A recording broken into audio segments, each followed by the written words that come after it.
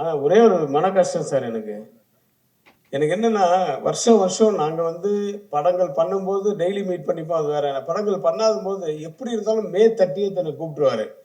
காரணம், Mrs Crazy மோகன் மேடம்க்கு அன்னைக்கு தான் பர்த்டே. எனக்கு அன்னைக்கு தான் பர்த்டே. 30th மே. கரெக்ட்டா கூப்பிடுறாரு. சார் விஷ் யூ த சேம்ன்னு நீங்க மட்டும் தான் சொல்ல முடியும். கொஞ்சம் இருங்கோ அப்படின்னு ஃபோன் கொடுப்பாரு வைஃப் கிட்ட. Happy birthday wish you the same அப்படின்னு. அந்த மாதிரி மோகன் சாரோட மிஸ்ஸஸும் நானும் வந்து அந்த ஒரே நாளில் பிறந்ததுனால அவர் கூப்பிடாரு. நான் எந்த ஊரில் இருந்தாலும் கூப்பிடாரு.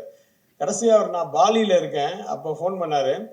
நாங்கள் பேசிகிட்டு இருந்தோம் ஒரு 5 நிமிஷம். அப்போ ஃப்ளைட்டு ஏற போகிறேன் சார், டைம் ஆயிடுச்சுன்னு சொன்னேன். போனதுக்கு திரும்பி அங்கேருந்து இறங்கி ஹைதராபாத்தில் இறங்குறேன். ஏன்னா ஹைதராபாத்தில் எனக்கு தெலுங்கு படம் ஒர்க்கு. மிஸ் கால் இருக்குது. மறுபடியும் பண்ணுறேன். அவர் ஃபோனே ரீச் ஆக மாட்டேங்குது. அதோட நான் அப்படியே ஏதோ மறந்துட்டேன். ஒரு 10 நாள் கழித்து அதே இதில் ஃபோன் வருது.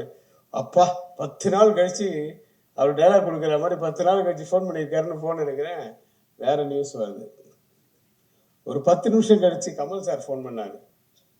1 மணி நேரம் பேசிட்டு இருந்தோம் ஃபோனில் அவரை பற்றி. ஸோ எல்லாரும் ஒரு காலத்தில் போக வேண்டியதுதான். கொஞ்சம் முன்ன போயிட்டாரு. அதை பற்றி நம்ம நினச்சி பார்க்குறோம்.